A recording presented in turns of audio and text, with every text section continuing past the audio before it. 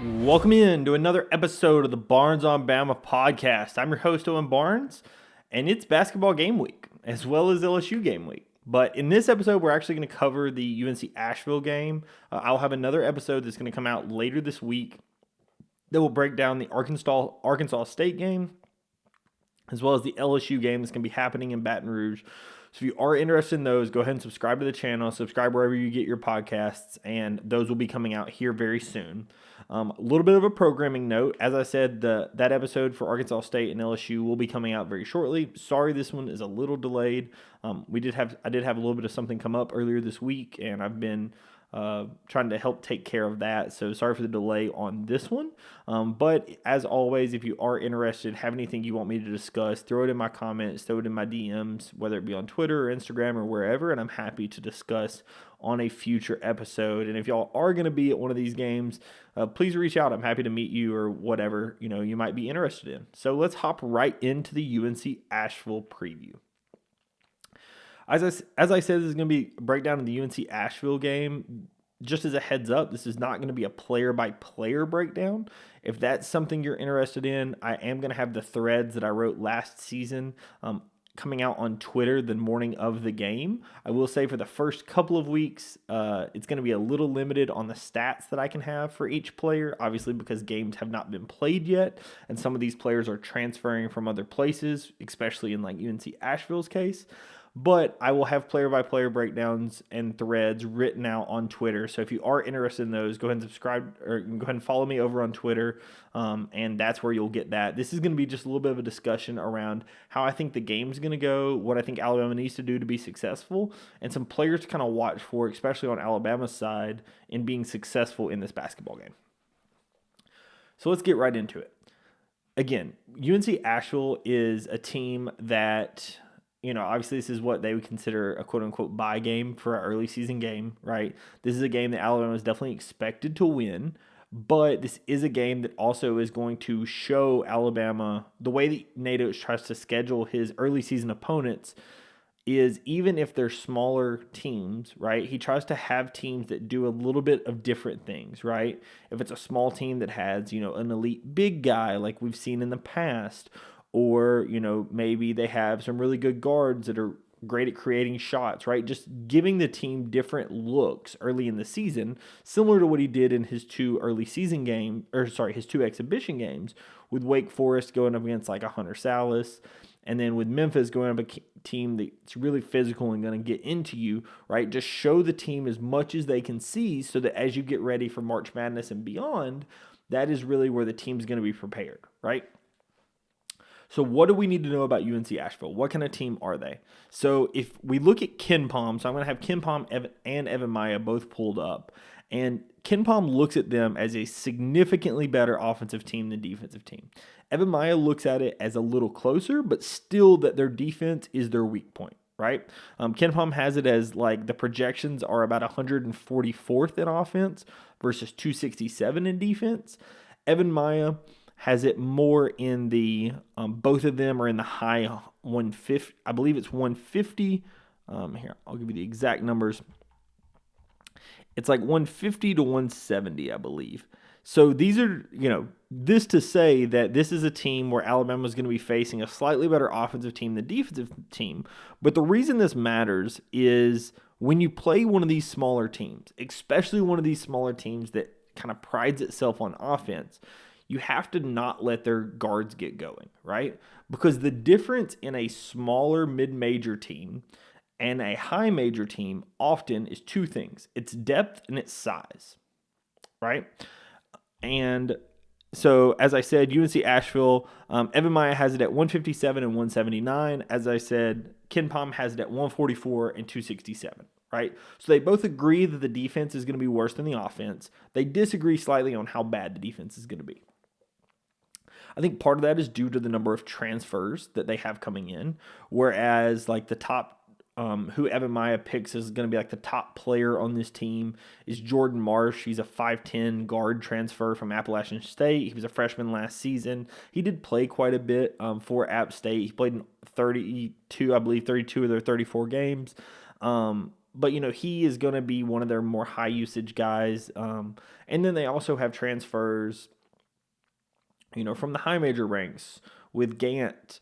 That's one of their forwards at 6'8", right? From NC State, right? So a part of this is they have so many transfers. Some of these transfers have been here for more than 1 year. In Marsh's case, this is his first season at UNC Asheville. So it's a standpoint of, I think there's just a little bit of disagreement in how easily these players are going to mesh together, because this is, obviously with the transfer portal, you never know how a player is going to really take off, right? Even in Alabama's case, right? We all have preconceived notions on how we think Aiden Holloway is going to do, how we think Cliff Amore is going to do, how we think Chris Youngblood, after he comes back from injury, is going to do. But part of that is you actually have to see when it happens on the basketball court. And so these early season projections, you kind of need to take them with a grain of salt. They're a place where you can kind of talk about, hey, this is what people that do this for a living, where they projected at. But definitely it does not need to be, because this person said they're going to be terrible, they're definitely going to be terrible. I wouldn't go that far.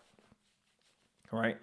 But the thing that I would talk about when we're talking about UNC Asheville that we absolutely need to talk about is how they did last season, right? Because you can't fully contribute everything about a team based on what the projections are, but I do think if you look back to last season and how that coach has done over their last few years at that school, it definitely can tell you how the team potentially is going to go based on the trajectory that they're on, right?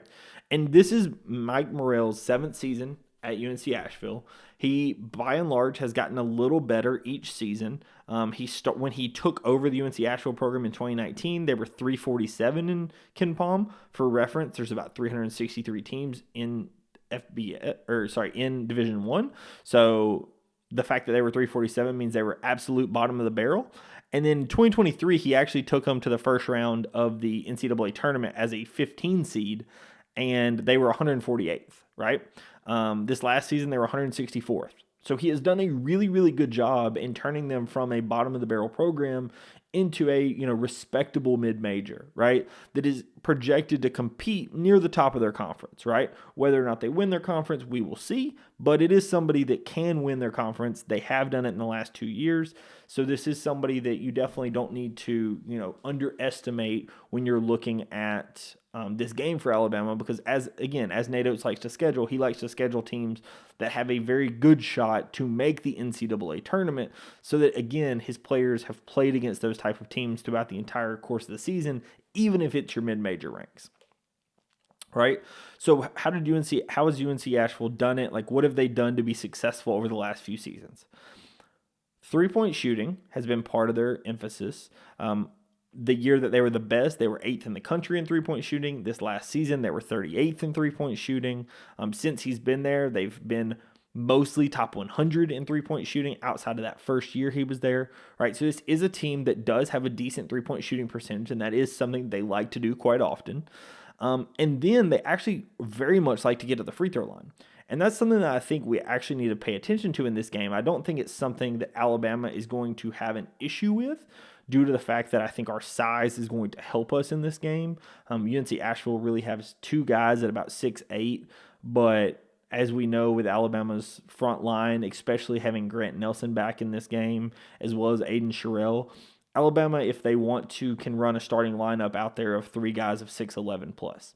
I don't think this is the game in which that happens. My projection of the starting lineup for this game would actually be Mark Sears, Latrell Wrightsell, LeBaron Philon, Grant Nelson, Cliff Amore.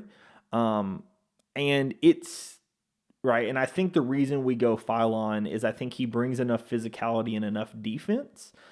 And we aren't going to need the massive size that you're going to potentially need in some future games, right?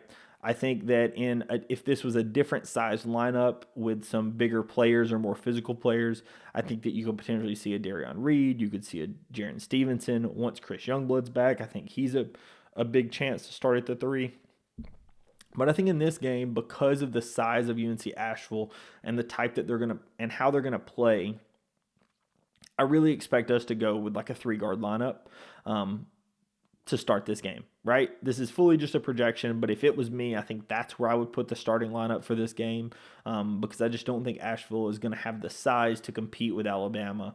So that Alabama doesn't need to go with its giant lineup, right? I don't know that it makes sense for us to go with a Jaron Stevenson at the 3 lineup in this first game, with the type of players that we're going to be going up against, right? Very nifty, very efficient guards, but not punishing guys that are going to be delivering some level of physicality.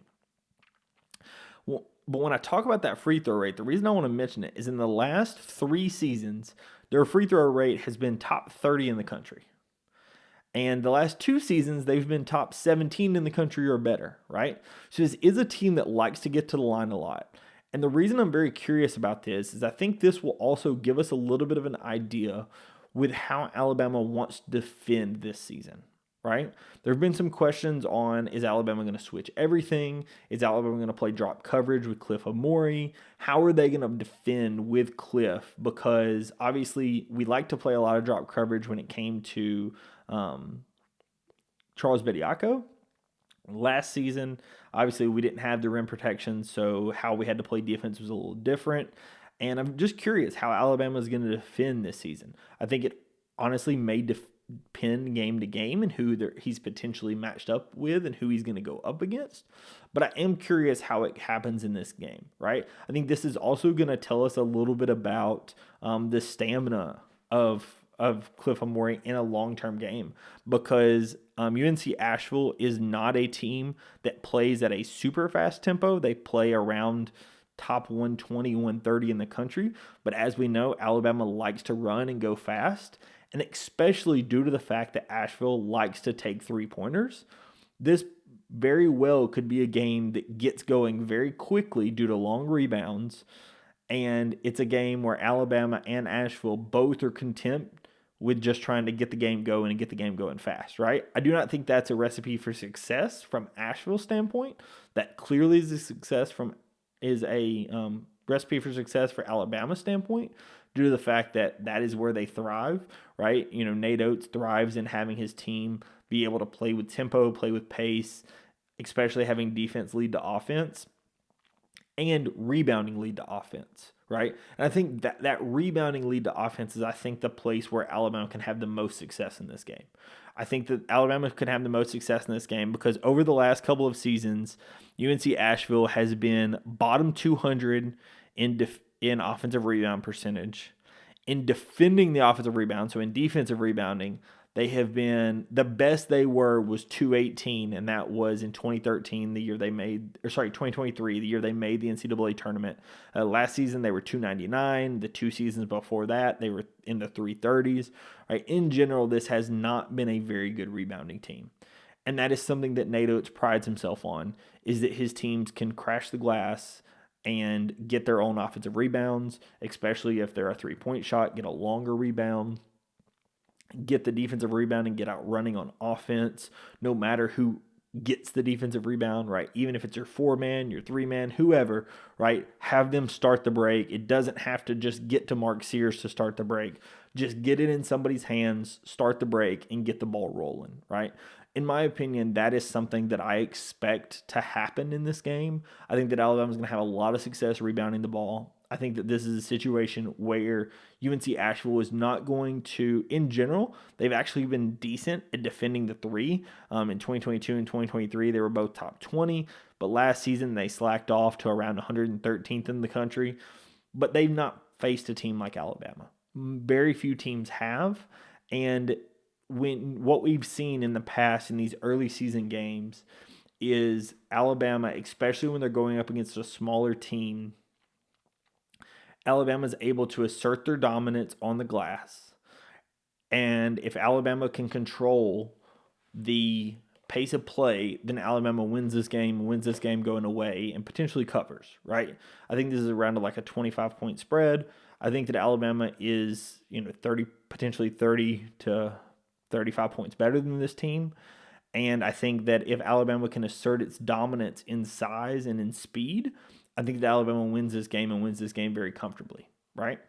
The thing I do want to mention in this game, I think that this game isn't going to tell you what all of our rotations are going to look like, right?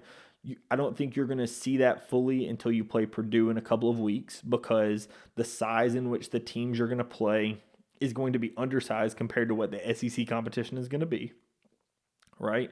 When you're playing against a team that's largest guys are going to be 6'8", maybe Cliff Amore doesn't get the same level of playing time at the 5, just due to the rotations, right? Or maybe, again, the starting lineup that we talked about, right? I don't fully expect these to be the starting lineups through all of SEC play. I think that the styles make fights, right? So I think that Alabama's starting lineup is just going to be determined by who is needed in that game and who Nate Oates feels most comfortable with going into the game. Based on what we've heard, all of our guys are going to be able to play in this game with the exception of Chris Youngblood. We've mentioned Chris Youngblood a few times. He is no longer in the boot. The earliest we have heard he may be able to be back is that UNC game in the beginning of December. But that's kind of, from what I've heard, one of the goals that they're shooting for. But he will not play in this game. From everything else I've heard, Latrell Reitzel, Grant Nelson, and Aiden Sherrill should be able to go in this game. They were held out in the scrimmages purely precautionary, and if it had been a live game, they would have played in those scrimmages. Was just trying to rest them so that they would be fully healthy by the time season rolled around, right? But now it's season time, so I do fully expect those guys to be available. Another thing I mentioned, we talked about the redshirt standpoint. I'm still very confident Nas Cunningham is going to redshirt. The Houston Millette thing, I've heard some news that he may not, right? Again, like I said originally, if he does not redshirt, I think that he can contribute to this team, right? I think he's a great spot-up shooter. We saw that in the scrimmages. I think that he would be used sparingly and in specific moments, but I think that they absolutely could bring him in. He could hit shots and contribute to this team, right? So we will see if Nate Oates does end up only redshirting one guy or does he redshirt two. I know there's been a lot of discussions around that. I know Blake Byler did a tweet about it, and people kind of got up in arms of who the second guy was going to be. There's been a lot of discussion about it, right? My opinion on it is that it potentially would be Millette, but, if he participates, I think that he absolutely can, right? The only one that I personally feel needs to redshirt for sure is Nas Cunningham, right? And from all purposes, from everything that I've heard, he is going to redshirt, and that makes complete sense, right? Whether or not we have one or two, we will see. And, obviously this game will tell us a little bit about that, as the basketball number of games you can play and still redshirt is shaky at best, right? In football, it's pretty well known that it's 4 games. I know that last season there was some discussion around how you were able to play as it related to Chris Parker, that ended up redshirting and not playing in a single game last season. I'm unsure on how that rule is. If somebody knows it very confidently, throw it down in the comments, because it's something that we discussed kind of at length last season, as it, people thought it was important as it related to Parker. Obviously didn't really matter, but I am curious, how that happens. But I do think that if Houston is not being redshirted, I would fully expect to see him in this game, right? This is the kind of game that I think he could have some success in, because it's a game in which I don't think it's going to be super physical, right? I don't think this game's going to be super physical. I don't think this game's going to be super defensive. I think this game is good. Alabama obviously can bring some physicality and defense to the game, but I think in general, this is going to be a fairly free-flowing game, and a game that Alabama can have a lot of success in. And I think that because of that, if Alabama gets running in transition, you can get some open looks to spot-up shooters, and that's where Millette thrives, right? Perfect example, that's also how Latrell Reitzel thrives, right? So I think that Alabama definitely can have multiple guys have some serious success in this game off the catch and shoot due to how UNC Asheville likes to play, right? If I was going to give a prediction to this game, and I am going to give a prediction for every game on these podcasts, I believe my prediction for this one is going to be Alabama 106, UNC Asheville 68, right? I'm predicting this to be a blowout because I truly and honestly think that Alabama is that much better, right? I think that UNC Asheville is not going to be a very good defensive team. I think that their size is really going to limit them in this game. And I think that Alabama is going to want to make a statement of, yes, all of these people have predicted us to be one or two in the country. But at the end of the day, we still have to prove it, right? And this is our first game in live action to prove who we are and what we are. I think that Nate Oates was pretty unhappy with what the rebounding and defense looked like at times in that Memphis game. He talked about how we gave up 16 points coming out of the second half, and he was really unhappy with that. It was 16 points in 3 minutes. And I think that is to a degree going to have pseudo lit a fire under the team where they're going to want to prove that they can defend and prove that they can, rebound and really dominate from start to finish of a game. And this is the first game that they can prove it, right? This is going to be the first game in Coleman Coliseum of the season. And I think that, like I said, I think that they're really just going to try to prove that they are capable of being one of the top teams in the country. And I think that they do, right? I think that the layout of this team and who they're going to be up against, I think, is going to be able to challenge them to a degree, especially if guys like Jordan Marsh or somebody can, hit a couple of open shots and, force Alabama to maybe do some different things defensively. But I do think inevitably Alabama is the better team and is substantially the better team. And at this point, Alabama, I do not think is going to struggle with a team like UNC Asheville. And I do expect that Alabama wins. I think Alabama wins very easily. And I do think they break the century mark. So that's what I think about this team. I think that Alabama definitely can win this game and win this game going away, as I said. So if you are interested in any of the breakdowns of this game, they will come out later this week. I probably will do a longer episode where it's going to be a breakdown of the UNC Asheville game as well as a preview of the Arkansas State and LSU game. I may do all three in one episode that's, more like an hour long. So if you are interested in that, please subscribe to the channel. As I said, that's going to be coming out here very soon. Thank you so much, everyone, for watching, and I will catch you in the next episode. Peace.